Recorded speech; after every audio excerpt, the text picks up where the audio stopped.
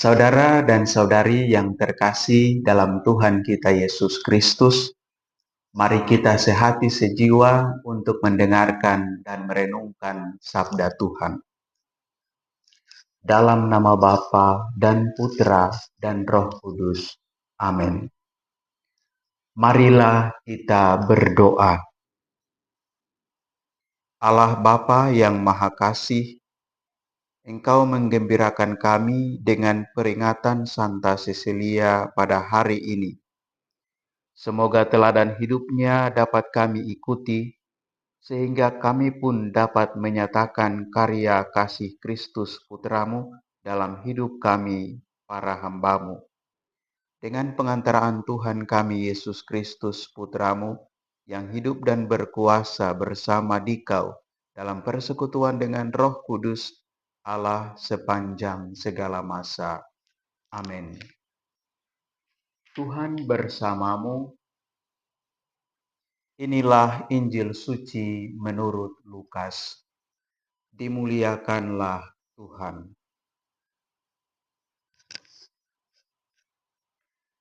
Pada suatu ketika, datanglah kepada Yesus beberapa orang Saduki yang tidak mengakui adanya kebangkitan. Mereka bertanya kepada Yesus, "Guru, Musa menulis untuk kita perintah ini. Jika seorang yang mempunyai saudara laki-laki mati meninggalkan istri, tetapi tidak meninggalkan anak, maka saudaranya harus kawin dengan wanita itu dan membangkitkan keturunan bagi saudaranya. Ada 7 orang bersaudara. Yang pertama kawin dengan seorang wanita, lalu mati tanpa meninggalkan anak. Lalu wanita itu dikawini oleh yang kedua dan oleh yang ketiga, dan demikianlah berturut-turut oleh ke-7 saudara itu. Mereka semuanya mati tanpa meninggalkan anak. Akhirnya wanita itu pun mati. Bagaimana sekarang dengan wanita itu?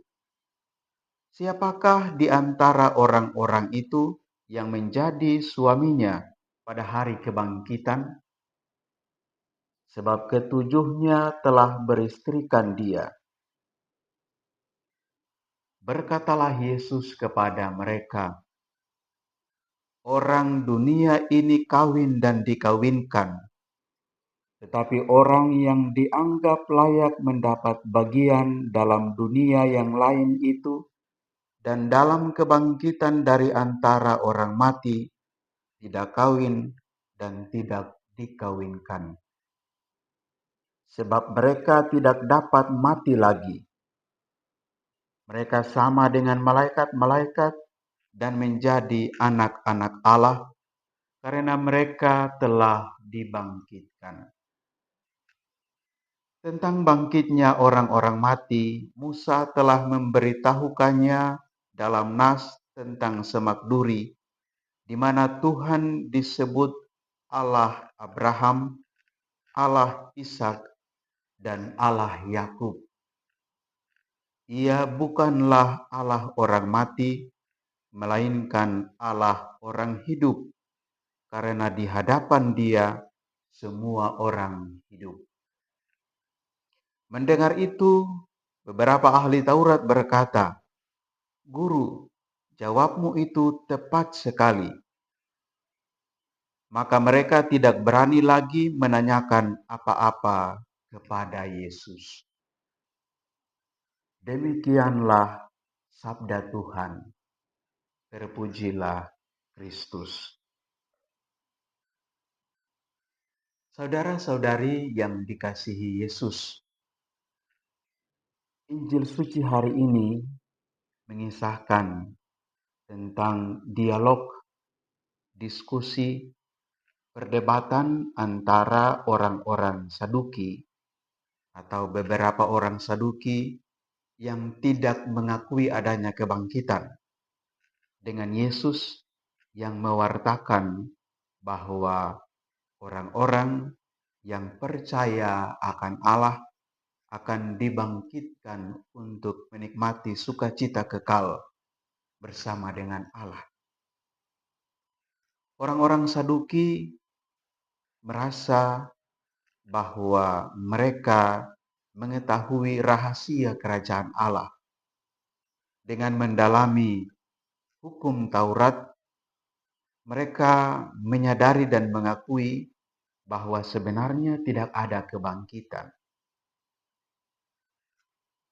Di sisi lain, orang-orang Saduki atau beberapa orang Saduki yang datang kepada Yesus ingin menjebak Yesus, ingin menjerat Yesus dengan menggunakan hukum Musa supaya Yesus disalahkan, Yesus dijatuhi hukuman sesuai dengan peraturan Musa. Tujuan beberapa orang Saduki itu tidak berjalan sesuai dengan apa yang mereka rencanakan. Yesus dengan amat bijaksana menjelaskan makna dari kebangkitan orang-orang mati sebagaimana yang diungkapkan oleh Musa sendiri dalam kisah tentang semak duri, di mana Tuhan disebut Allah Abraham, Allah Ishak, dan Allah Yakub. Allah itu adalah Allah orang-orang hidup, bukan orang-orang mati. Saudara-saudari yang terkasih dalam Tuhan kita Yesus Kristus, seringkali dalam hidup kita, terkadang kita merasa kita adalah orang yang paling benar. Kita adalah orang yang tidak pernah salah. Karena itu orang lain harus mengikuti apa yang kita inginkan, apa yang kita katakan, apa yang kita perintahkan. Meskipun mungkin apa yang kita inginkan, apa yang kita katakan, apa yang kita perintahkan itu salah di mata orang lain. Seringkali kita memaksakan kehendak kita untuk terjadi dalam hidup kita, bahkan hidup orang lain. Atau seringkali kita memaksakan keinginan-keinginan kita terjadi. Dengan keinginan-keinginan kita memaksakan supaya Allah menuruti apa yang kita inginkan, apa yang kita butuhkan dalam hidup kita.